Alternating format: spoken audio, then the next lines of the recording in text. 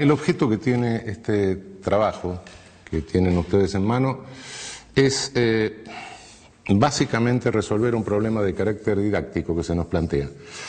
Hace 30 años, 40, era mucho más fácil explicar la teoría del derecho penal porque confrontaban en realidad dos modelos, bueno, bastante racionales. En realidad podía ser criticable uno, el otro, uno optaba, pero de cualquier manera era bastante más sencillo que hoy, que tenemos que lidiar con 4 o 5 modelos y los tenemos que explicar, porque de lo contrario estaríamos omitiendo conocimientos que son vigentes en el campo de la ciencia jurídica.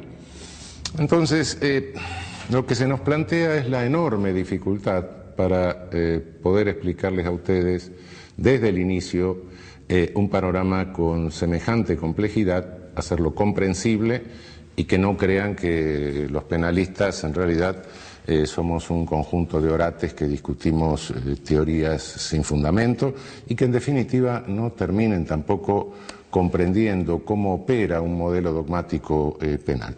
Por supuesto, esto, insisto en lo que se dice en el texto escrito, no exime de ninguna manera de adentrarse en la discusión doctrinaria acerca de cada uno de los temas que vamos a ver y que se exponen en libros o en textos de mayor extensión.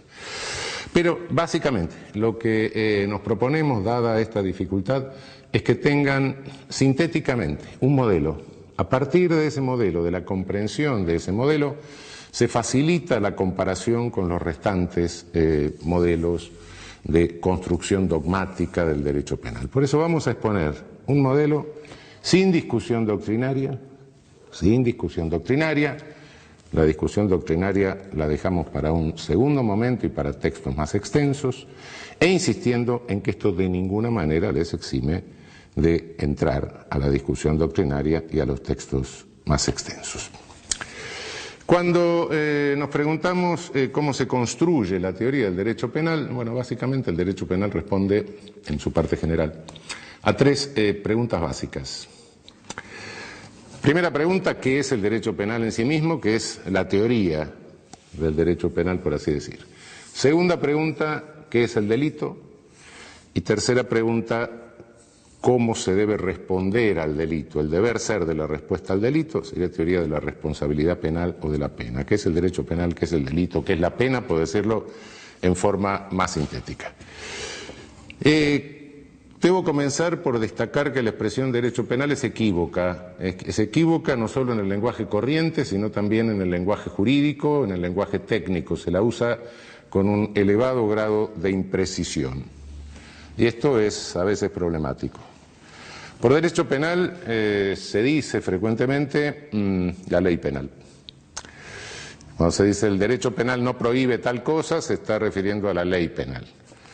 Cuando se dice el derecho penal no puede resolver tal cosa, el derecho penal no puede resolver la toxicodependencia, por ejemplo. El derecho penal no puede resolver el problema ecológico. Lo que se está diciendo es el poder punitivo, el poder que se ejerce al amparo del derecho penal. Y cuando se dice el derecho penal no se ha ocupado de estudiar tal cosa, se está refiriendo a la doctrina penal, a lo que hacemos los juristas.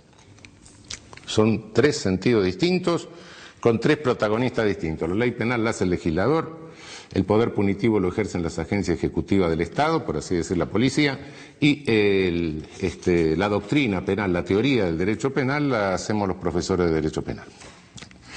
Por supuesto, son 3 conceptos diferentes que se mezclan en el lenguaje, y a veces se responde a uno con referencia al segundo, etcétera, lo cual confunde el discurso. Tengámoslo claro de entrada: legislación penal es una cosa, ejercicio del poder punitivo, habilitado o no habilitado por la ley penal, es otra cosa, y en tercer término, derecho penal reservémoslo para la llamada, si les gusta, ciencia del derecho penal o saber jurídico penal.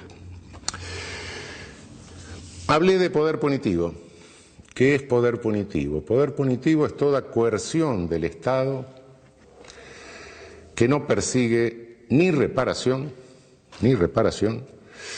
y que tampoco contiene un proceso lesivo en curso o inminente. Es decir, con esto le estoy diciendo que no estoy diciendo poder punitivo es, sino poder punitivo es lo que queda después que sacamos la coerción estatal reparatoria y la coerción estatal dirigida a contener un proceso lesivo o inminente. La coerción estatal reparatoria es la civil, es la del derecho privado. La que contiene un proceso lesivo inminente o en curso es la del derecho administrativo. Dicho de otra manera, cuando alguien tiene una deuda, tiene una obligación de carácter civil, tiene que pagarla. Entonces lo que se hace, si no la incumple, es reparar, obligándolo a pagar o ejecutándole un bien con lo cual se repara. Esa es la coerción de carácter privado. La de carácter público, bueno, alguien me corre con un cuchillo por la calle, aparece un funcionario y lo para. Esa es la coerción que interrumpe. Lo que no entra dentro de ninguno de estos dos modelos y es coerción estatal, eso es poder punitivo. Por supuesto que es un concepto mucho más amplio de lo que normalmente se entiende por poder punitivo, porque no todo el poder punitivo se ejerce al amparo de leyes penales, a veces se disfraza. Hay poder punitivo que está legitimado por leyes penales, ese es el manifiesto, es el que realmente lleva el nombre de lo que es. Pero hay un poder punitivo latente, oculto, que se disfraza con otro discurso, se trata de legitimar de otra manera, es decir, la institucionalización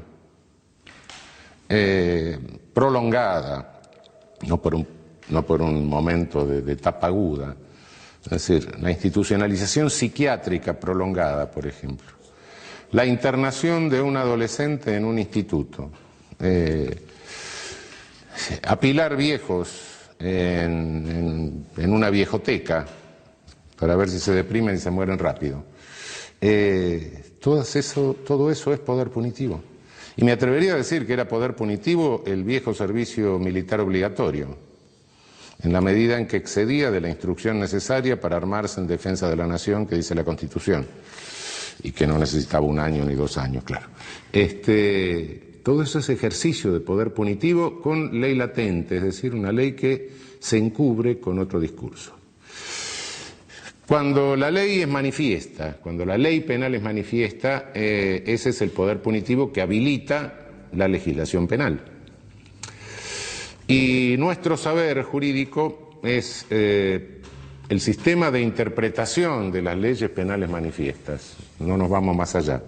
La reducción del poder punitivo, la contención del poder punitivo por leyes latentes, por leyes que no son manifiestas, se hace a través de otros recursos jurídicos, recursos rápidos, habeas corpus, etcétera, que tiene el derecho. La contención del poder punitivo armado a través de leyes manifiestas se hace según el programa que va configurando el derecho penal y que le ofrece a la jurisprudencia como proyecto de jurisprudencia. Se lo ofrece en realidad, se lo está ofreciendo a la agencia jurídica del Estado, es decir, a los jueces, a los fiscales, a los defensores, etcétera. Si nosotros en nuestro saber jurídico penal, en esto que estamos haciendo, elaboramos un concepto, es un concepto jurídico sin lugar a dudas, pero es un concepto que también es político. ¿Qué es lo que hacemos con esta construcción? Lo que estamos haciendo, como les decía hace un momento, es ofrecer un proyecto de decisiones a una agencia en que opera un poder del Estado. Si estamos haciendo eso y estamos hablando de una agencia que opera un poder del Estado, es una agencia política en el sentido de gobierno de la poli, no es política en el sentido que no es partidista, sí, eso correcto, pero en el sentido de gobierno de la polis es política. Cada concepto que nosotros elaboramos es un concepto que tiene un alcance, un sentido político, eso no lo olvidemos nunca. En este sentido político, bueno, lo que se nos enseña normalmente en la facultad es decir, bueno, el poder punitivo lo tienen ante todo los legisladores, que son los que hacen la ley, después lo tienen los jueces, que son los que aplican la ley, y por último, bueno, la policía, que son los que ejecutan las órdenes de los jueces. Esto es totalmente inexacto, pero es lo que normalmente se enseña formalmente. Ahora vamos a ver qué es inexacto.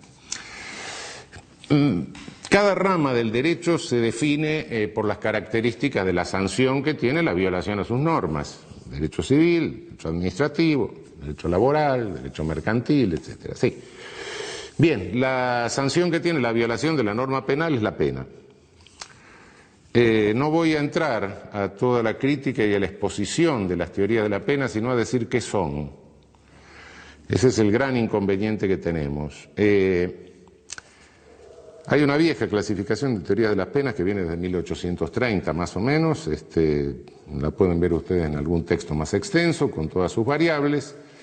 Pero ¿qué son estas teorías de la pena? Es lo que a cada penalista se le ocurre que la pena debe hacer. Y en razón de lo que debe hacer, elabora toda la teoría del derecho penal. Lo que debe hacer la pena es la función que debe cumplir el poder punitivo habilitado por las leyes penales. Bueno, lo que a mí se me ocurre que debe cumplir la pena. Por supuesto, este es el debe que está en mi cabeza, es el debe del deber ser. No es el ser de la pena, sino el deber ser, lo que a mí se me ocurre que es la función que debe cumplir, ese poder punitivo que habilito. Prevención general, prevención especial, positiva, negativa, retribución, lo que se me ocurra. Bien, pero el deber ser, si es que debe ser, es porque no es, o porque todavía no es. Y la pena no es como a mí se me ocurre, la pena es como es. Ónticamente, en la realidad, en el mundo.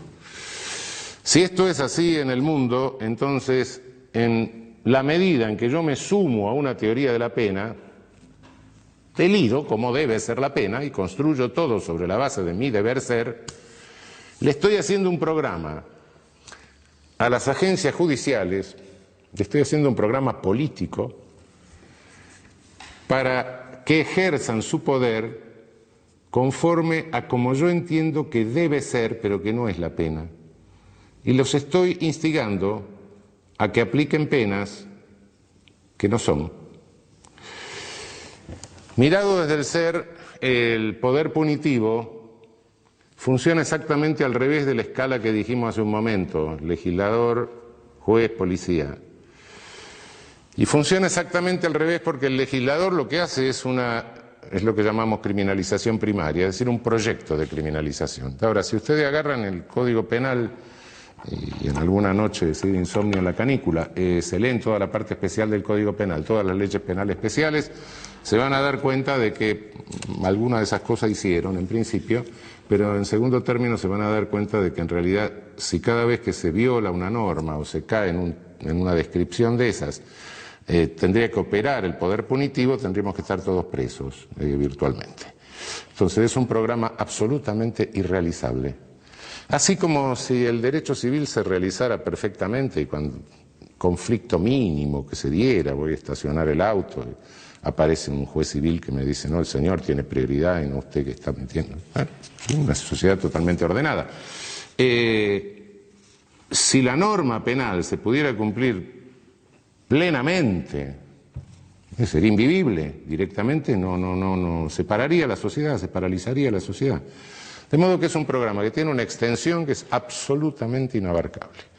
Las agencias ejecutivas, las agencias de criminalización secundaria, es decir, las que individualizan a la persona que viola la norma y hacen recaer el poder punitivo sobre esa persona, tienen una capacidad operativa muy, muy chica, muy limitada.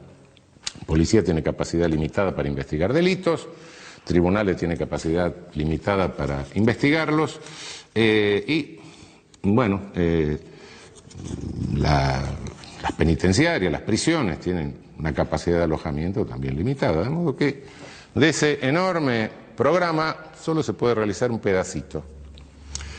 Este pedacito se llama selectividad. Tengo que elegir a quién criminalizo. Inevitablemente está forzada por el propio sistema una selección. Y esa selección no la hacen ni los legisladores ni los jueces, sino las agencias ejecutivas. El legislador es un señor que imagina una cosa, nunca sabe a quién se le va a aplicar el poder punitivo que habilita. A veces se le aplica el mismo. Los jueces no salen a la calle a buscar delincuentes ni a seguir violadores, ¿no? Quien selecciona es la agencia ejecutiva. Al juez le llega en auto oficial el seleccionado. Y entonces sí tiene el poder jurídico, que no es menor, de decir, bueno, acá hay un semáforo con una luz roja, este proceso de criminalización no avanza, acá hay un semáforo con una luz verde, este proceso de criminalización sigue adelante, o acá hay una luz amarilla, esperemos un rato y vamos a ver qué pasa. Ese no es poder menor y es justamente lo que programa el derecho penal, lo que programamos en este proyecto de jurisprudencia, de decisiones coherentes que le ofrecemos a las agencias jurídicas. Esto es la perspectiva desde el ser. Ahora bien, selectividad del poder punitivo. Se pueden sostener cualquier cantidad de teorías, incluso macrosociológicas, etcétera, no me meto en eso. La selectividad, es decir, cómo seleccionan las agencias para la criminalización primaria, es predominantemente por estereotipos. Se selecciona a alguien que tiene características externas, que responden a determinados prejuicios negativos, claro, de la sociedad. A esos sujetos se los selecciona. Quien no cae en el estereotipo difícilmente resulta seleccionado. Puede serlo, naturalmente hay un porcentaje. Me estoy hablando siempre a la inclinación general que tiene el fenómeno, no a casos particulares, que evidentemente puede suceder. Los estereotipos no son construidos por las agencias del sistema penal, no. Los estereotipos sintetizan una cantidad de prejuicios negativos que existen en toda sociedad y en cada época, y en general se construye a través de la comunicación masiva. Si nos vamos hace 100 años, en el Caras y Careta aparecía el malvado, que tenía ciertas características lombrosianas. Hoy el malvado está construido a través de la caja boba, es decir, de la televisión. Evidentemente cambiaron técnicamente, cambió el contenido del estereotipo, pero de cualquier manera la regla sigue siendo la misma. Cuando Lombroso iba a la cárcel y veía a todos esos sujetos, mujeres estrábicas, tipos prognáticos, la frente huidiza, las orejas en asa, no los inventaba, estaban porque el estereotipo del malvado de la época tenía esa cara y nadie que tuviese esa cara podía caminar mucho tiempo suelto por ninguna capital europea en tiempo de Lombroso. Hoy hay sujetos que son también portadores de características estereotípicas, que son otras. En general el estereotipo es feo también, hay un componente de tipo estético en la cuestión, pero fealdad y maldad van más o menos juntas, pero el estereotipo no es algo externo solo, sino que cada uno de nosotros en la vida es como es, con sus características externas, pero conforme a características externas se nos demandan roles. El que tiene aspecto de médico se le demanda el rol de médico, el que tiene aspecto de albañil se le demanda el rol de albañil, y cuando no se responde al rol, bueno, incluso nos enojamos, ¿no? Si todos los días en el colectivo me encuentro con un señor que va vestido de albañil y un día le pido que me haga un revoque en casa y me dice, no, yo soy el profesor titular de filosofía presocrática de la universidad, y yo, pedazo estúpido, porque se viste así, ¿no? Bueno, sí, efectivamente. El portador de caracteres estereotipados, por regla general, como introyecta el rol, lo internaliza, lo asume, conforme a las demandas de los demás, es un sujeto que sí sabe cometer delitos, pero en general son delitos groseros, es decir, la ópera tosca, ¿no? Lo cual facilita, por otra parte, esta selectividad, ¿no? Frente al delito grosero, el seleccionar al sujeto es mucho más sencillo que frente a un delito sofisticado, ¿no? Imagínense que es mucho más sencillo detectar a alguien que va vestido de ladrón, tiene cara de ladrón, se comporta como ladrón y además es una bestia que rompe un cristal de un auto para sacar el pasacassette, etcétera, es mucho más fácil criminalizar a ese sujeto que detectar toda una operación complicada, de una estafa altamente sofisticada, triangulación internacional, etcétera. Esto hace que la selectividad del sistema penal estructuralmente recaiga siempre sobre sectores más carenciados, operando como una suerte de epidemia, ¿no? Es decir, el poder punitivo en la realidad opera sobre aquellas personas que resultan más vulnerables a ese ejercicio.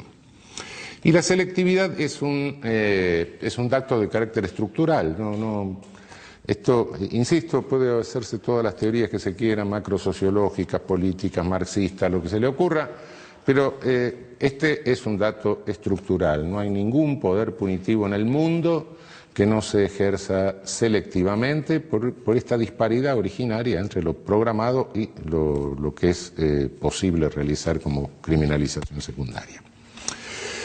Quiero aclarar algo más, porque les puede llamar la atención este planteo originario que hago, porque invierto normalmente el planteo tradicional en materia de derecho penal, ¿no? Obviamente que esta característica estructural del poder punitivo lesiona frontalmente el principio de igualdad. Es una realidad, en alguna medida el ejercicio del poder punitivo siempre lesiona el principio de igualdad. Pero cuidado que no lo lesiona solo en el aspecto victimizante, en el aspecto criminalizante. También lo lesiona en el aspecto victimizante. El reparto de la victimización tampoco es parejo en una sociedad. Es decir, si yo tengo la posibilidad de pagarme una seguridad, de vivir en una casa que tiene muros altos, que están electrificados, que tiene un sistema de alarmas, etcétera, tengo mucha más seguridad que si estoy viviendo en una villa. Entonces, entre el que vive en el country y el que vive en la villa hay un riesgo de victimización diferente. Entonces, también es selectivo de la otra punta, en la víctima. Y si nos vamos un poco más allá, y decimos, bueno, pero en este conflicto, además, ¿quién está en el medio? Bueno, agencias ejecutivas. ¿Cómo se integran esas agencias ejecutivas, especialmente en América Latina, me estoy refiriendo, básicamente? Bueno, con una selectividad también. Se seleccionan, sobre todo a nivel de tropa, a nivel de jerarquías más inferiores, se seleccionan personas de los mismos segmentos sociales que están más castigados por la victimización y por la criminalización. Si lo observamos desde afuera, da la impresión de que se dice, bueno, aquellos segmentos excluidos, marginados o más carenciados de la sociedad, da la impresión que hay una suerte de fomento para que se maten entre ellos y en tanto, bueno, no se puedan coaligar y no tengan protagonismo político. Naturalmente que se pueden pensar 10.000 conspiraciones. No, lo cierto es que es así. No creo que haya nadie con una máquina pensando esto, programando esto. Si lo hubiese, habría que darle el premio Nobel al mal, pero no creo que eso exista. Pero sí, no creo en conspiraciones, pero sí creo en funcionalidades. Y la funcionalidad sí existe.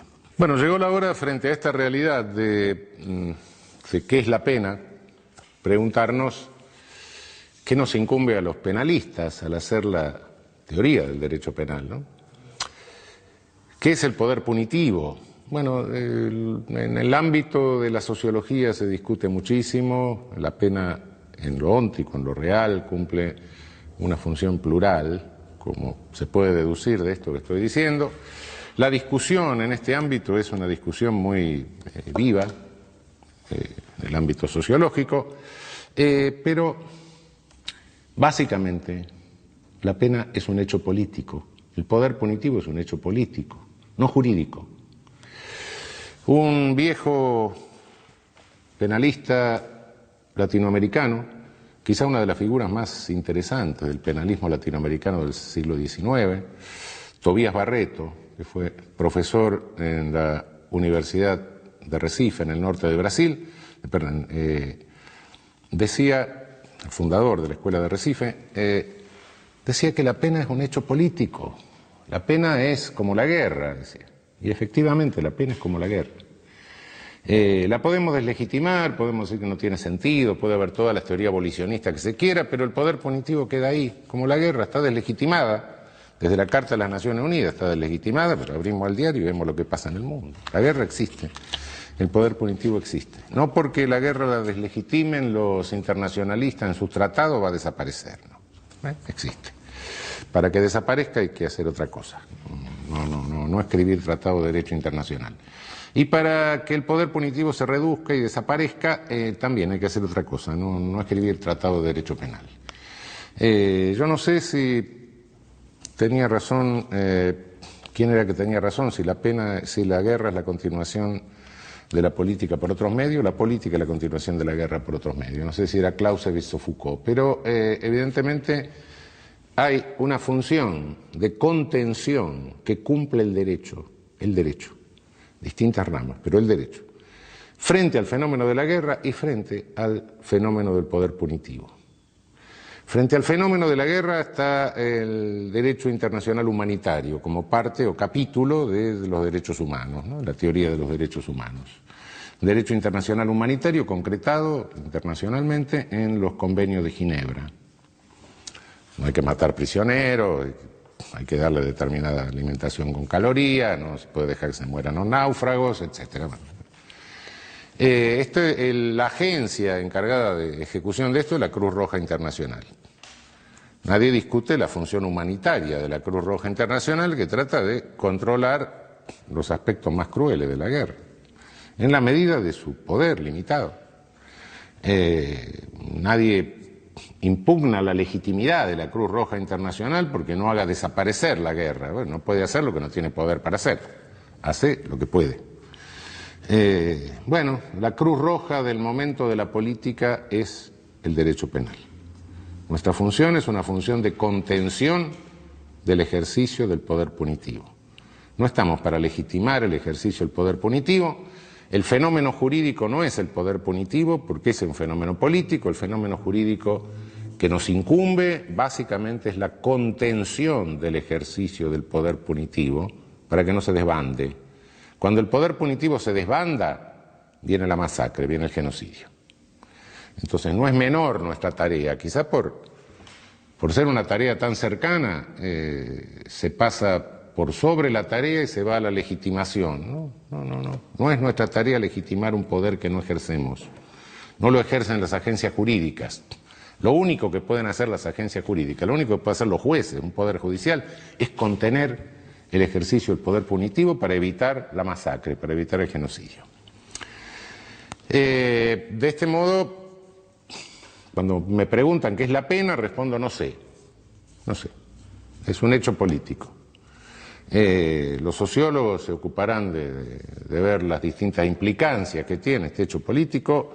Lo que a mí me interesa es saber cómo lo contengo, cómo lo limito, cómo lo acoto, cómo evito que este hecho político se me convierta en una masacre.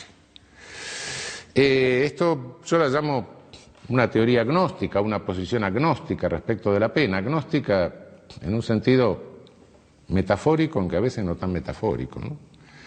Porque la pena o el poder punitivo, como toda idolatría, tiene fanáticos. La idolatría es un dios falso, ¿no? Y el poder punitivo es un dios falso. Si uno cree en los fanáticos del poder punitivo, resulta que el poder punitivo va a salvar el Amazonas, el poder punitivo va a evitar la guerra nuclear, el poder punitivo va a controlar el terrorismo, el poder punitivo va a curar las toxicodependencias, el poder punitivo es omnipotente. Y si es omnipotente, es Dios. Entonces, guarda, es un ídolo, es un falso Dios. Y como les decía, sí, tiene sus integristas, sus fanáticos, ¿no? Frente a ese falso ídolo, creo que es preferible que el derecho penal adopte una posición completamente agnóstica. Yo no sé para qué sirve, a veces sirve para algo, a veces no sirve para nada, y a veces realmente, y sobre todo si se desbanda, se convierte en un poder genocida, en un poder masacrador. Desde un punto de vista sociológico, un Estado totalitario, un Estado autoritario, no es más que un Estado en que las agencias ejecutivas, que son las que llevan a cabo el poder punitivo, operan sin control. que era la KGB stalinista, que era la Geheimnische Staatspolizei, la Gestapo. Policías sin control. Entonces, lo que tenemos que hacer es controlar. Nuestra función es la función controladora, la función acotante, la función limitadora del ejercicio del poder punitivo. Somos como la Cruz Roja, no tenemos el poder para hacer desaparecer el poder punitivo. Que el poder punitivo desaparezca de la sociedad es una cuestión que hay que transformar toda la sociedad, etcétera. Eso no lo vamos a hacer desde el derecho penal, cuidado. Quien crea que eso lo va a hacer desde el derecho penal está delirando, evidentemente. Una transformación total de la sociedad para volver a modelos de solución eficaz de conflictos sin ejercicio de poder punitivo es algo que excede nuestra función. La función hoy, aquí, ahora, es contención, limitación, acotamiento del ejercicio del poder punitivo para que no se convierta en una catástrofe, en una masacre. Del lado del poder punitivo y las pulsiones del poder punitivo siempre está el Estado de policía, que quiere que las agencias ejecutivas no tengan ningún control. Podemos terminar en la KGB, en la Gestapo, o cualquier cosa por el estilo. Del lado de la contención del poder punitivo está el Estado de Derecho. Entonces, bueno, vivimos en un Estado de Derecho. Habrá sonrisa frente a esta pregunta, más o menos. Y más o menos, sí, más o menos. Porque ningún Estado de Derecho es perfecto. El Estado de Derecho ideal, en que todos somos iguales ante la ley, lo de abajo, lo de arriba, etcétera, el costado, eso no existe. Todos los Estados de Derecho históricos, reales, son momentos pulsionales entre el Estado de Derecho y el Estado de Policía. El Estado de Policía es una especie de enano que está dentro del Estado de Derecho, que el Estado de Derecho se encapsula, lo contiene, lo limita, es un corsé que le pone a las pulsiones del Estado de Policía. El que siempre tiene la manija quiere quedarse para siempre y aumentar su poder. Pulsión del Estado de Policía. El que no la tiene trata de contenerlo y hacerse con el poder. Cuando llega al poder quiere lo mismo. De modo que la pulsión entre Estado de Derecho y Estado de Policía es constante. Yo no sé si es una dialéctica, porque no sé si hay síntesis, pero son dos fuerzas. En cuanto se debilita el Estado de Derecho, en cuanto se debilita la cápsula, el Estado de Policía sale.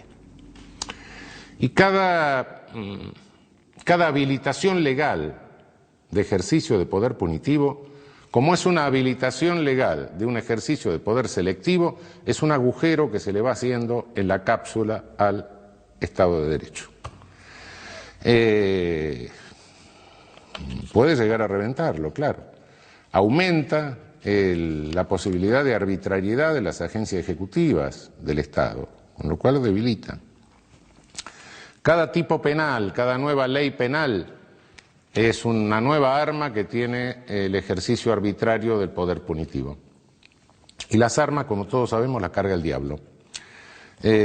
Por más que no se dispare en el momento, nunca se sabe en qué momento se va a disparar y nunca se sabe contra quién se va a disparar. Pero en cualquier momento se puede disparar. Cuanto mejor contenga el Estado de Derecho al Estado de Policía que tiene adentro, más se va a ir acercando al modelo ideal. Cuando peor lo contenga, más se va a ir alejando del modelo ideal. Pero quede claro, los peores crímenes de toda la historia los ha cometido el ejercicio de poder punitivo desbocado. No es cierto que el mayor número de muertos se deba a las guerras. No. El mayor número de muertos se debe a las masacres, a los genocidios, no a las guerras. A veces cometidos por ejércitos, sí, pero no en función bélica, sino en función policial. Realmente el mayor número de víctimas del siglo XX, que ha sido el siglo de genocidios por excelencia realmente, obedece a poder punitivo desbocado, no a guerras. Por más que las guerras se llevaron unos cuantos millones de personas, el poder punitivo desbocado se llevó muchas más. No voy a entrar en detalle ahora, pero hay cálculos. Bien, tenemos que contenerlo para evitar la masacre. Esa es la función jurídica, importantísima, claro. Muchos dicen, no, pero esto es una visión negativa, es una visión de que nos disminuye, nos coloca en una situación de inferioridad. No, cuidado, asumimos la verdadera responsabilidad. Es nada más ni nada menos que tratar de evitar las masacres.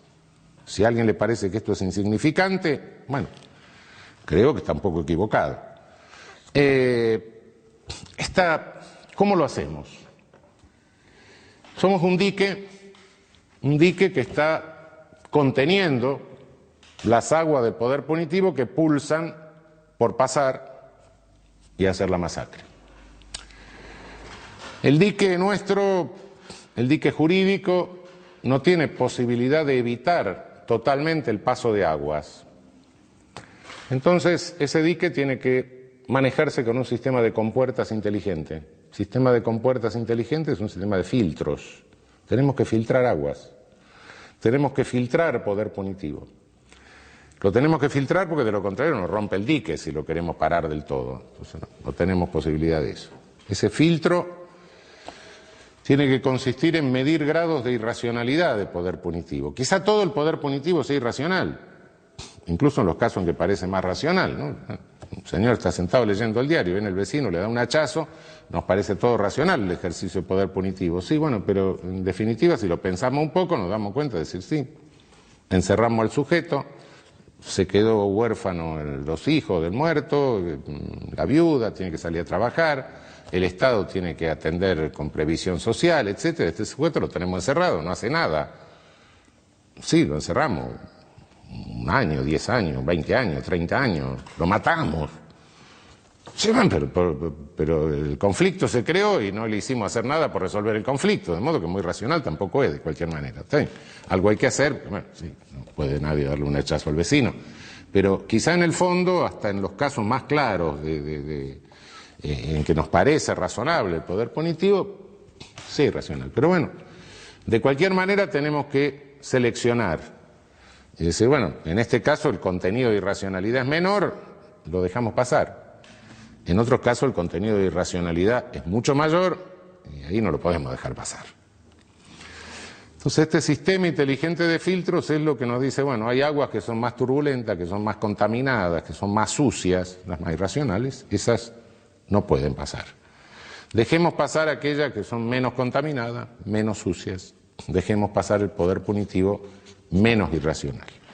Reconociendo que quizá hasta ese menos irracional tiene, en el fondo, un cierto contenido de irracionalidad.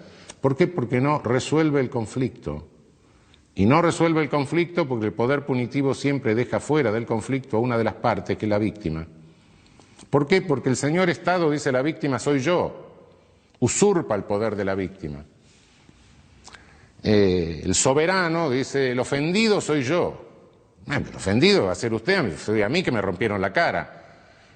No, mire, usted es la víctima y usted venga como testigo. Y si no viene como testigo, usted es un delincuente. Entonces el conflicto no se resuelve. Por eso en el fondo hay siempre un cierto grado de irracionalidad.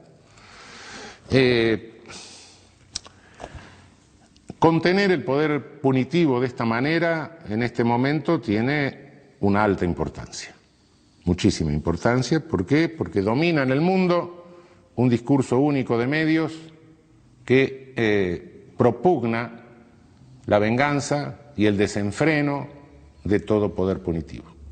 A diferencia de lo que pasaba en el siglo pasado, en los totalitarismos, en los autoritarismos de entreguerra, en el fascismo, en el nazismo, en el comunismo, en el stalinismo, hoy no hay discurso, no hay un discurso autoritario, coherente. No hay paradas militares, edificios neoclásicos, uniformes, camisas pardas, no. Hoy es gris el asunto, una cosa.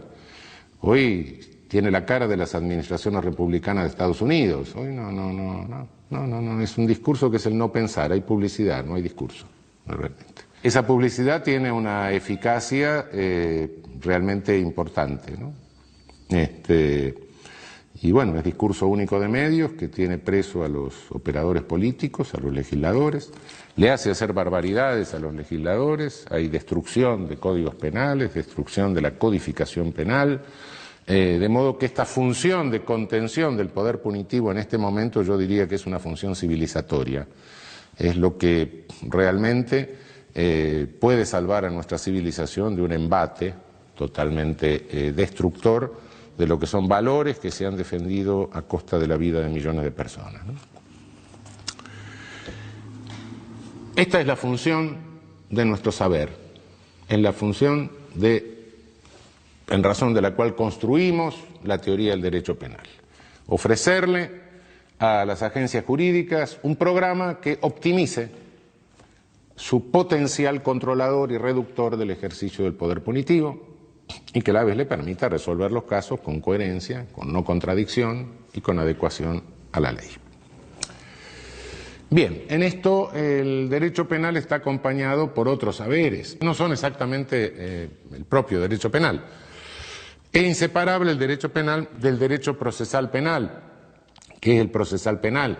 Es el derecho que indica el camino que hay que seguir, que deben seguir los distintos personajes, los distintos protagonistas de las agencias jurídicas, desde el momento en que se tiene una noticia criminis, desde el momento en que llega una noticia de un delito a conocimiento de ellas, hasta el momento en que se pronuncia una pena, y diría yo, hasta el momento en que se termina la ejecución de la pena. Lamentablemente hay una institución del derecho procesal que en realidad se ha vuelto de derecho material. Es la llamada prisión preventiva o prisión cautelar. La mayoría de los presos que tenemos en América Latina no son condenados, son presos preventivos, son presos cautelares, son presos que están presos por las dudas, que están presos por razones de seguridad. Aproximadamente el 70% de los presos que tenemos en América Latina son presos preventivos. Hay otra rama jurídica que acompaña al derecho penal, que es el derecho de ejecución penal, en nuestro país hoy regulado por la ley 24.660. Es el derecho que regula la ejecución de las penas una vez que hay una sentencia firme. En realidad, todo este fenómeno que estoy explicando, en gran medida responde a una explicación que la da otra disciplina u otro orden de conocimientos interdisciplinario, no voy a entrar a la discusión, que se llama criminología. La criminología es el conjunto de conocimientos provenientes de distintas disciplinas que me permite acercarme o aproximarme a la realidad del delito y del funcionamiento del sistema penal, de la operatividad del sistema penal. Si tengo que verificar el nivel de irracionalidad del ejercicio del poder punitivo, no puedo hacerlo sin los datos que me proporciona la criminología, que es la ciencia óntica, la de los hechos por excelencia. Ciencia o conjunto de conocimiento, etcétera, proveniente del campo de la sociología, de la psicología, etcétera. Por supuesto que este conjunto de conocimientos también fue manipulado ideológicamente a lo largo de la historia, como lo pueden ver ustedes en lecturas más extensas, no me voy a ocupar hoy de la cuestión, pero indiscutiblemente si el derecho penal no puede prescindir de la información acerca de los efectos reales de sus decisiones. Cada decisión del derecho penal, les dije hace un rato, es una decisión de carácter político que se traduce en un ejercicio de poder del Estado, de una agencia del Estado. Por ende, ese efecto se produce en un mundo real. Si prescindimos de los conocimientos de lo que pasa en el mundo real y hacemos sentencias o le proponemos a los jueces hacer sentencias con una visión normativa del deber ser sin tener en cuenta el ser, bueno, el derecho penal se psicotizó. El derecho penal está absolutamente psicótico entonces. No nos interesa lo que pasa en la sociedad, nos interesa la coherencia normativa de lo que estamos haciendo. Y yo creo que a cada uno de nosotros, como ser humano, como persona, como habitante, como ciudadano, lo que nos interesa es el efecto social que producimos. Eso de la coherencia es un valor, por supuesto, tenemos que ser irracionales, pero no podemos poner la coherencia por encima de los efectos reales en la sociedad. Y los efectos reales en la sociedad, en la persona, etcétera, no los podemos conocer sin el auxilio de las disciplinas que se sintetizan en la criminología. Bien, para construir la teoría del derecho penal tenemos una serie de principios. Tenemos que hacer un edificio. Los principios son algo así como las ordenanzas municipales cuando tenemos que hacer un edificio. Esto lo tenemos que construir respetando determinadas reglas. Principios constructivos, llamémosle. Las ordenanzas municipales edilicias para la construcción del edificio. En este sentido, la fuente de estos principios constructivos, la primera fuente de estos principios constructivos es el derecho penal. Del derecho penal es el derecho constitucional. El derecho constitucional es el que nos marca los lineamientos básicos en la construcción de toda la teoría. No puede haber una contradicción entre el derecho constitucional y la ley penal infraconstitucional. Si hay una contradicción, la ley penal infraconstitucional directamente debe ser declarada inconstitucional. Y si hay dos posibles interpretaciones, una conforme a la Constitución y otra inconstitucional, tenemos que elegir la interpretación conforme a la Constitución. El derecho penal, la primera ley básica del derecho penal es que debe ser de acto. El artículo 16, al establecer la igualdad ante la ley, nos dice, nos baja desde la Constitución, nos dice, bueno, muchachos, acá lo único que se puede penar es un acto. No se puede penar una persona, no se puede jerarquizar seres humanos, es decir, no se puede discriminar. Discriminación no es toda diferencia entre seres humanos, naturalmente que los seres humanos son diferentes, y, bueno, yo no puedo pretender ser bailarín del Teatro Colón, ni puedo pretender integrar la selección argentina de fútbol, no, bueno, ¿por qué no? En consecuencia, pero eso no es discriminación. Discriminación es cuando se jerarquiza seres humanos con un contenido de carácter peyorativo, como es una criminalización, naturalmente. El 16 de la Constitución nos obliga, en el principio de igualdad, solamente a penar actos, no personas. Después nos vamos a ocupar de esto porque parece que entro en contradicción con lo que dije antes. No es contradicción. Ya vamos a ver qué sucede. Los mandatos fundamentales se deducen de la Constitución y para clasificarlos de alguna manera. No niego que puede haber otros criterios de clasificación, solo es un criterio de tipo expositivo. Yo diría que hay tres órdenes de reglas constructivas. Tres mandatos fundamentales, digamos, de los cuales se derivan otros. El mandato de legalidad, el mandato de respeto elemental a los derechos humanos y el mandato derivado del principio republicano de gobierno. Del mandato de legalidad se deriva la legalidad formal, una conducta que pueda ser delito tiene que estar establecida en ley formal, sea del Congreso de la Nación respecto de la mayoría, que son, bueno, la facultad de dictar el Código Penal está delegada en nuestro país por las provincias al Congreso Federal, de modo que tiene que ser una ley formal del Congreso Federal. El Ejecutivo no puede crear leyes penales por decreto, el único que puede crear es el Congreso Federal, salvo las leyes provinciales que se reservaron las provincias, como en materia de prensa, por ejemplo. Delitos de prensa no pueden ser tipificados por el Congreso Federal. Acá el Congreso Federal se ha excedido muchas veces, pero no importa. ¿Se plantea algún problema con la llamada ley penal en blanco, la Blankengesetzbindung? Son leyes en que la ley remite a otra ley, manda a otra ley. El que violare los reglamentos de esto, el que violare las normas sancionadas para tal cosa. Cuando la otra ley es una ley propia del Congreso de la Nación, del Congreso Federal no hay problema. El problema es cuando remite a ordenanzas municipales, a decretos del Poder Ejecutivo, la ley de drogas, la ley de armas, etcétera.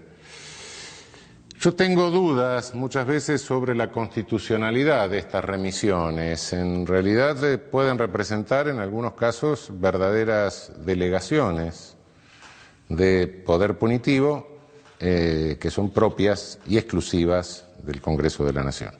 Hay que tener cuidado en el análisis de estas leyes penales en blanco sobre el aspecto de legalidad formal. Segundo, derivado del mandato de legalidad está el principio de irretroactividad. La ley penal más gravosa, la ley penal que agrava, nunca puede ser retroactiva. La más benigna es retroactiva, debe ser retroactiva por mandato de la Convención Americana de Derechos Humanos. Ley penal más benigna no es solo aquella que establece una pena menor, no es solo aquella que naturalmente desincrimina el hecho, sino que también puede ser aquella que establece causa de justificación, de exclusión, de pena, etcétera, o amplía las existentes.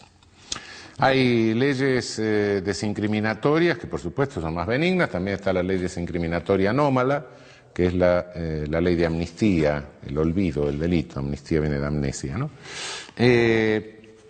El tercer subprincipio de este mandato sería el principio de máxima taxatividad legal o interpretativa. Es deber del legislador penal agotar los recursos técnicos para que no queden dudas acerca del concepto, del pragma que quiere incluir en la ley. Cuando el legislador no lo hace, hay que hacer una interpretación que puede resultar forzada, y en ese caso creo que hay una regla, que es decir, bueno, cuando el legislador ha sido oscuro, tenemos que estar a la interpretación más restrictiva de la punibilidad, reducir el concepto, la regla general, a lo más restrictivo. Cuando el legislador directamente es difuso, la ley penal es inconstitucional abiertamente, ¿no? Por último, creo que tenemos que atener a un principio que es el de respeto histórico al ámbito de lo prohibido. Respeto histórico al ámbito de lo prohibido significa que el legislador no puede prohibir por omisión. Cuando circunstancias tecnológicas, culturales, etcétera, amplían el ámbito de lo prohibido, un ámbito en que prácticamente nos quedamos todos adentro, evidentemente es deber del legislador en ese caso volver a legislar. El caso más claro de esta falta de respeto histórico al ámbito de lo prohibido es la Ley de Derechos de Autor. Naturalmente es una ley hecha en los años 30 cuando para violar los derechos de autor sobre una obra impresa lo que se tenía que hacer era una edición de plomo. Hoy lo estamos violando todo porque sacamos fotocopias. Entonces, si vamos a penar a todo el mundo que saque una fotocopia de un pedazo de un libro, bueno, ninguno de nosotros queda exento de pena. Evidentemente ha habido un cambio tecnológico que ha alterado totalmente el ámbito de lo prohibido de hace 70 años ahora, ¿no? En cuanto a los principios derivados del mandato de elemental respeto a los derechos humanos, creo que el primero es el principio de lesividad o de ofensividad. El señor Estado no puede meterse en nada que no afecte derechos de terceros. Cuando el Estado pretende meterse en algo que solo puede afectar mis derechos, es que me está imponiendo una moral. Es un Estado paternalista. Ese Estado que pretende imponerme una moral, ese Estado paternalista, es un Estado inmoral. Decía Radbruch con toda razón, el derecho es moral justamente porque posibilita lo inmoral. Es decir, me permite convertirme en persona respetando mi autonomía ética. Esto está consagrado en nuestra Constitución Nacional de una manera claramente expresiva, muy significativa, en el artículo 19 de la Constitución Nacional. Este artículo les recomiendo que lo sepan de memoria. Es el pilar fundamental de nuestra Constitución. Nuestro derecho no es un derecho al servicio de ningún ídolo, de ningún ideal, de ninguna cosa suprahumana, trascendente, sino que es un derecho intrascendente de la persona. Es el respeto a la dignidad de la persona y la persona entendida como ente con autonomía ética, como ente poseedor de una conciencia conforme a la cual señala o distingue entre el bien y el mal. Conciencia que la tiene el otro, que tengo enfrente, y a la cual su conciencia le puede indicar otro criterio moral diferente del mío. Y los dos tenemos que convivir. Bien. Principio de humanidad. Ninguna pena, no solo en abstracto, sino también en concreto, puede representar una crueldad inusitada para la persona penada. Naturalmente, cuando ya directamente en la pena prevista en abstracto lo que se cae es en una desproporción loca, en una violación del principio de proporcionalidad, en tal caso, bueno, la violación está claramente en la ley. Pero en la aplicación concreta también puede resultar una pena privativa de libertad que se convierta en una pena de muerte.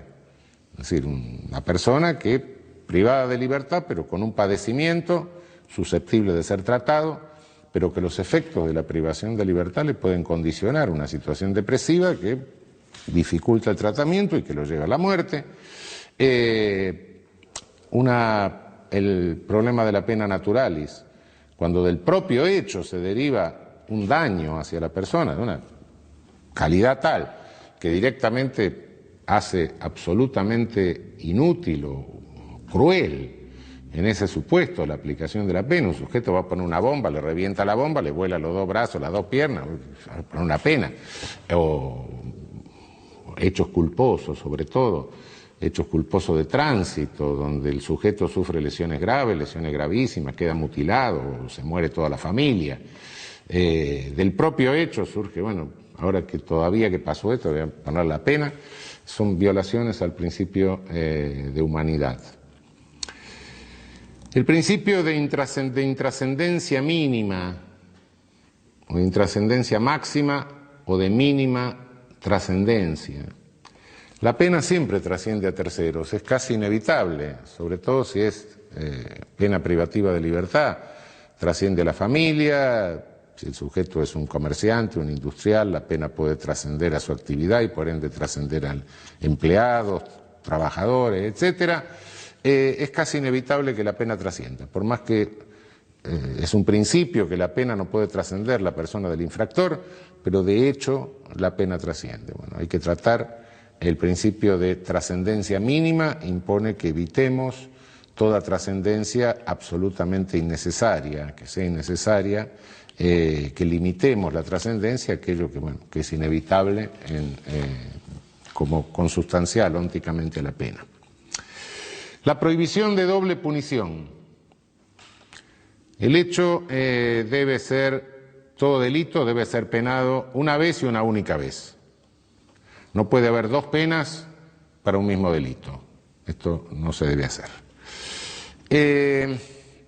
Esto está claro, no hay muchas dudas, pero en la práctica puede suceder en algunos casos cuando la persona está sometida a dos órdenes jurídicos, es decir, a un orden jurídico formal, por ejemplo, y a un orden jurídico comunitario. Personas que pertenecen a culturas originarias, que de ninguna manera pueden eludir la sanción comunitaria por el hecho, y sin embargo se le impone una sanción de carácter formal a través del juez penal, etcétera, cuando la comunidad a su vez también le impone una sanción, que la más grave de las sanciones comunitarias es la expulsión de la comunidad. En tal caso hay una doble punición. Hay otra doble punición que realmente es pasada por alto por regla general, y es pasada por alto porque los doctrinarios europeos en general la conocen poco, pero nosotros la conocemos con mucha más frecuencia en nuestra región, que es cuando con motivo del ejercicio del poder punitivo el sujeto sufre ilícitamente una lesión. Violencia carcelaria, contracción de alguna enfermedad en el ámbito carcelario, violencia policial en el momento de la detención, violencia policial innecesaria, tortura, apremios ilegales. Son penas ilícitas, sí, pero las penas ilícitas son penas, no hay nada que hacerle. Será ilícita, pero eso no le quita el carácter de pena. Es como consecuencia del delito que no ha sido mi tía la que ejerció eso, sino el mismo Estado que con su coerción le infirió esa sanción. Ilícita, sí, ilícita, ¿qué iba a hacer? No, yo solo como Estado me responsabilizo de lo que mis dependientes hacen en forma lícita.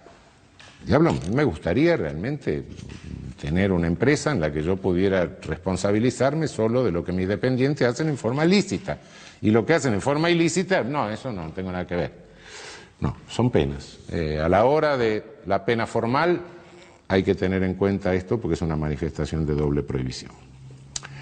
Otro principio elementalísimo de respeto mínimo a los derechos humanos es el principio de buena fe o pro homine en la interpretación de la ley y fundamentalmente en la interpretación de los derechos. El enunciado de cualquier derecho debe considerarse un límite de criminalización y no una legitimidad de criminalización. Hay una inversión perversa, una perversión de la interpretación jurídica cuando a partir es decir, bueno, tal convención me respeta tal derecho, entonces como me respeta tal derecho, la lesión a ese derecho le pongo la pena máxima que se me ocurre. Es decir, tal convención me garantiza, y la Constitución, etcétera, me garantizan el derecho al honor. Entonces cualquier medio de comunicación que lesione mínimamente el honor, le tengo que poner 10 años de privación de libertad. ¿Por qué? Porque el honor está tutelado. No, cuidado. Eso es una interpretación de carácter perverso. El derecho siempre es en lo que me está marcando, es una limitación al ejercicio del poder punitivo, no una legitimación loca al ejercicio del poder punitivo. Por último, tenemos los principios que se derivan del mandato republicano de gobierno. Hay un principio muy poco trabajado que es el acotamiento material. Realmente da la impresión de que el legislador penal puede tipificar cualquier cosa, puede combinar con pena cualquier cosa. Y de hecho, históricamente esto ha sucedido.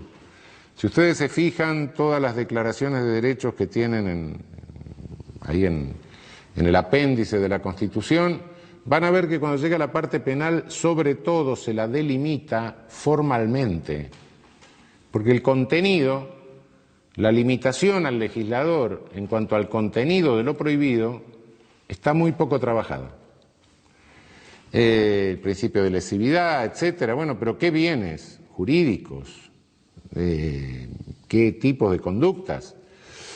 Yo creo que esto requiere, y sobre todo requiere en tiempos como en los últimos 30 o 40 años, que son tiempos de inflación penal, se pena todo, se mandan mensajes a través de leyes penales, como no se sabe cómo resolver los problemas, se lo pone en la ley penal, se va a poner el cáncer, el SIDA en cualquier momento en la ley penal, como solución lo penamos, bueno, se está cayendo en una irracionalidad, en una amplificación de los tipos penales, hace 60, 70 años, bueno, intuitivamente más o menos todos, y diría que casi todos los habitantes del país, más o menos, que sabían leer y escribir, intuitivamente, no técnicamente, pero había 40, 50 delitos de lo que todos sabíamos más o menos que eran delitos.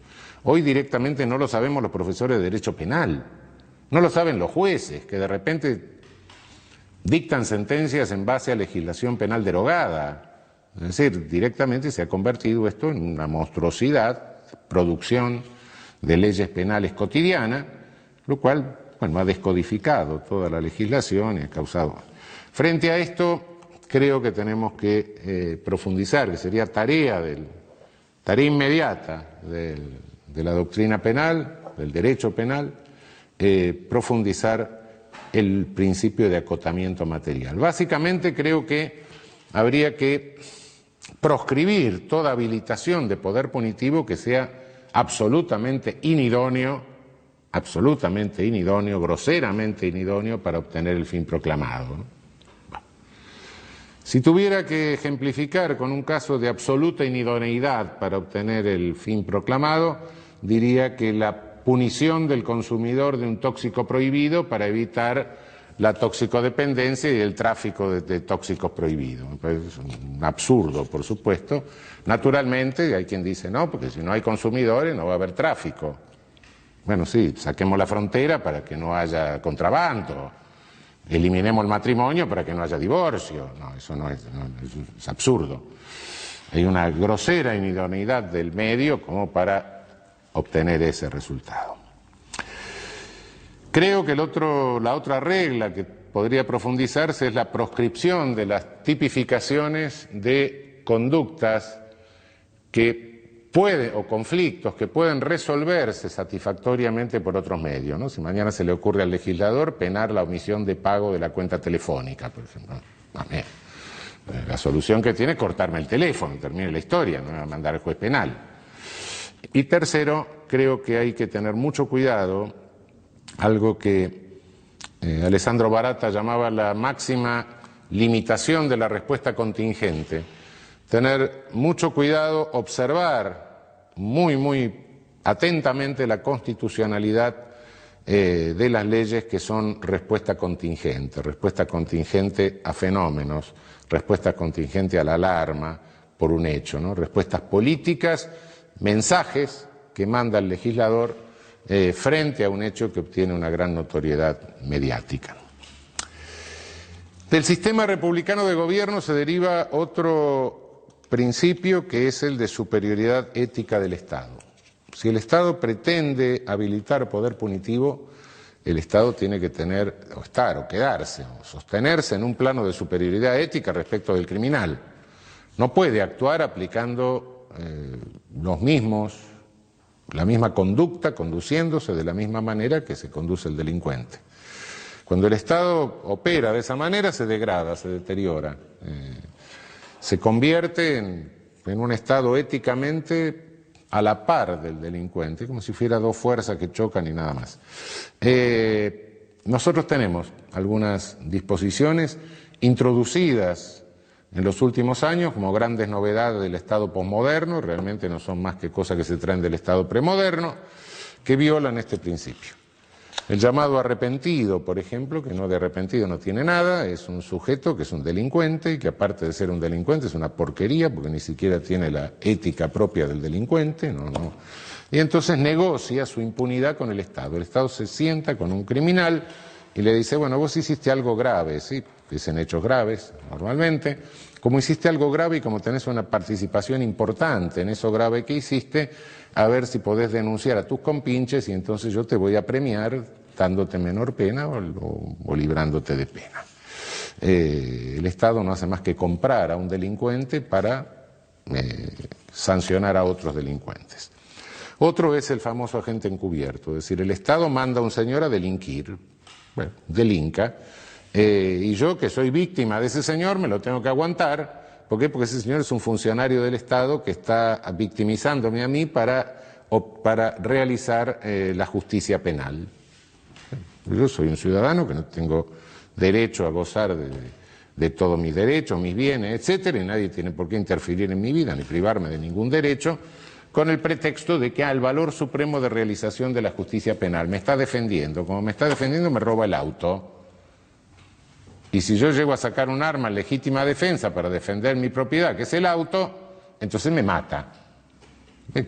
¿Por qué lo mandó el juez a hacer eso? Esas son violaciones al principio de superioridad ética del Estado. Y por último, hablaría yo del principio de saneamiento genealógico en la interpretación de la ley. Hay tipos penales que se arrastran, se copian de un código a otro, van pasando históricamente, vienen siglo XIX, siglo XVIII, algunos vienen del derecho romano, y se olvida cuál es el origen ideológico, que es un origen muchas veces incompatible con los principios republicanos. Por ejemplo, si vemos en la estafa, en nuestro código, la estafa calificada y un tipo raro que hay ahí, que es la circunvención de menores e incapaces. Aparentemente es un tipo que se ha estudiado poco, pero cuando lo analizamos y vemos genealógicamente de dónde viene, ese tipo fundamentalmente proviene del Código Napoleón y proviene de prejuicios antisemitas. Ese es el origen. Lo cual, bueno, naturalmente uno lee el tipo, parece que es un tipo inofensivo, pero genealógicamente es un tipo antisemita. Por último, después nos vamos a ocupar de esto más en detalle, el principio de culpabilidad. A nadie, el principio republicano de gobierno impide que se pueda penar a cualquiera si no se le puede reprochar personalmente, ¿no? Si no se le puede formular un reproche personal por el injusto que ha cometido. Después vamos a desarrollar esto más ampliamente. Es decir, a nadie se le puede penar por la mera causación de un resultado. El versarium rei licita quería la causa, quiso el efecto, quiso el resultado. Esto no puede funcionar en función del principio republicano. La pena tiene que estar fundada en un reproche personal que se le puede formular al sujeto porque habiendo tenido la posibilidad de realizar una conducta, realizó otra. Bien, hasta acá hemos visto concepto de derecho penal, la teoría, la tesis acerca del poder punitivo, de la pena. Hemos visto los principios constructivos del edificio, las ordenanzas municipales que tenemos que respetar a la hora de construir nuestro edificio teórico. Bueno, ¿y qué vigencia, qué ámbito de vigencia espacial tiene esto? Bueno, el derecho penal que construimos, lo que proponemos, tiene una vigencia espacial que se funda básicamente en la territorialidad, se aplica sustancialmente en el territorio. Toda ley penal tiene vigencia en el territorio del Estado que la dicta, básicamente. El principio de territorialidad es un principio universal, pero además suele combinarse con otros principios. El principio real o de defensa, que es aquel que se aplica al Estado titular del bien jurídico. Por ejemplo, en falsificación de moneda, el efecto de falsificación de moneda se produce sobre el Estado emisor de la moneda. También está la cuestión, hay una cuestión de espacial. Se realiza una conducta en un Estado, se produce el efecto en otro Estado. Este es el principio real o de defensa, que el otro principio es el de personalidad.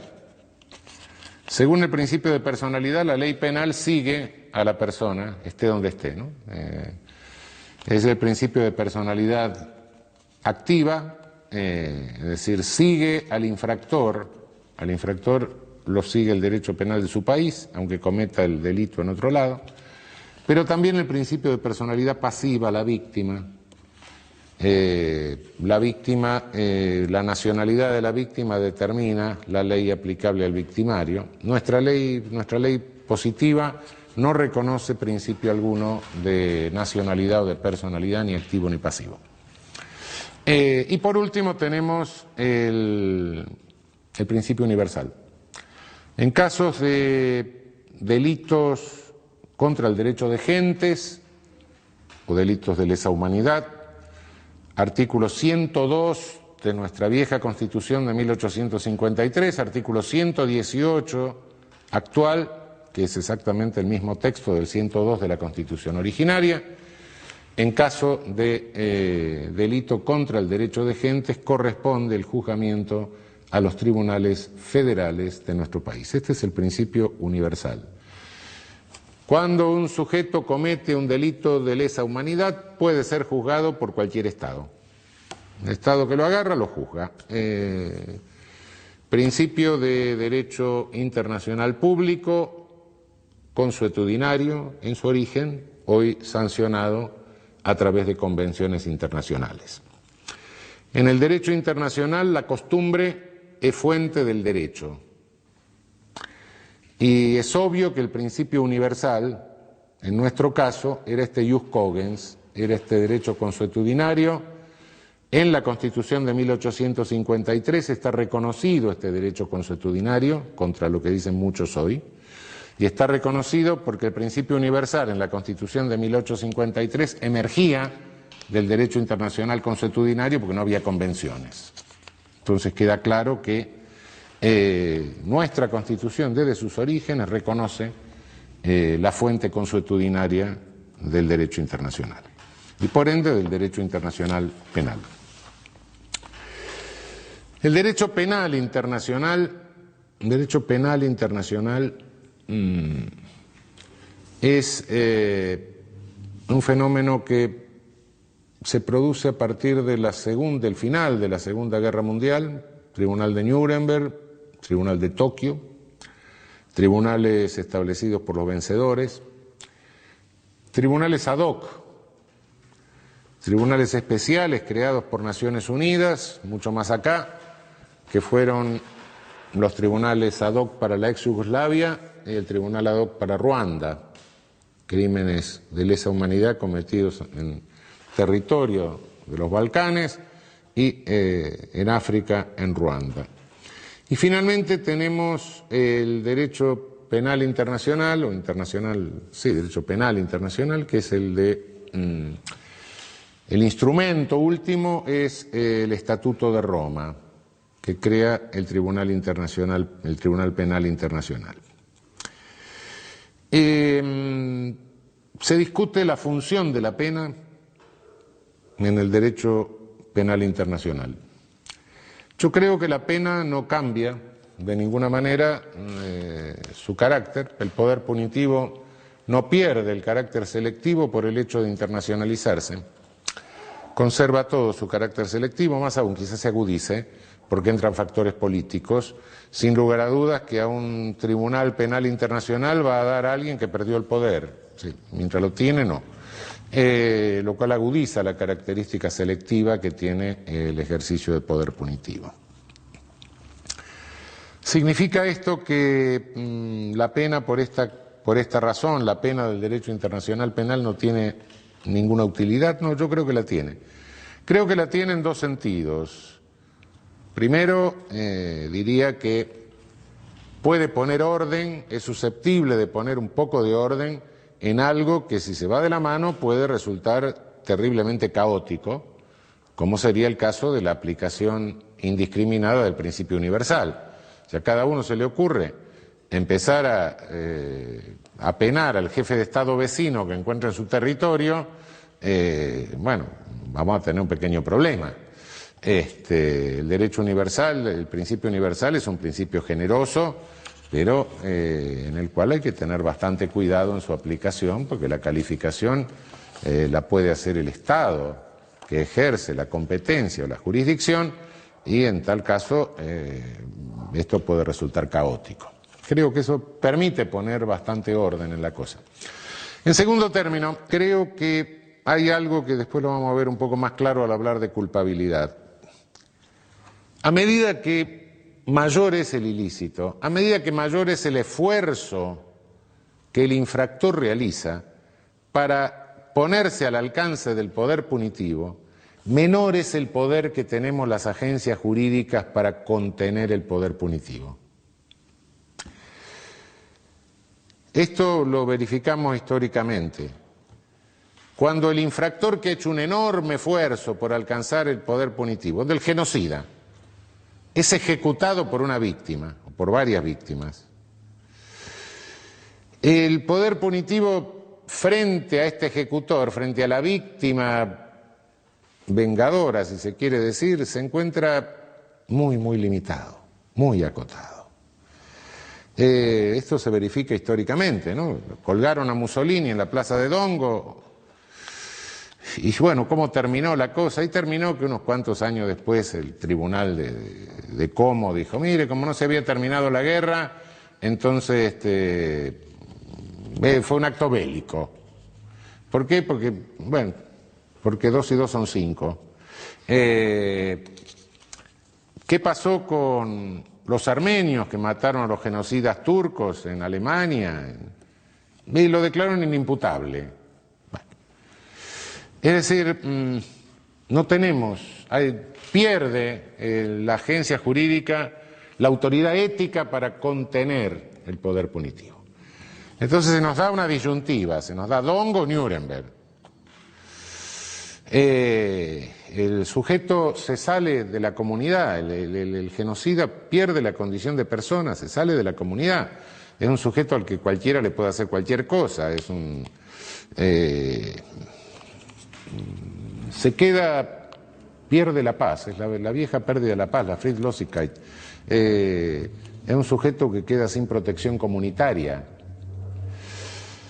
pierde la condición de persona, hay que hacerle recuperar la condición de persona, decirle, por grave que sea lo que hiciste, de cualquier manera sos una persona y te vamos a juzgar con mínimas garantías.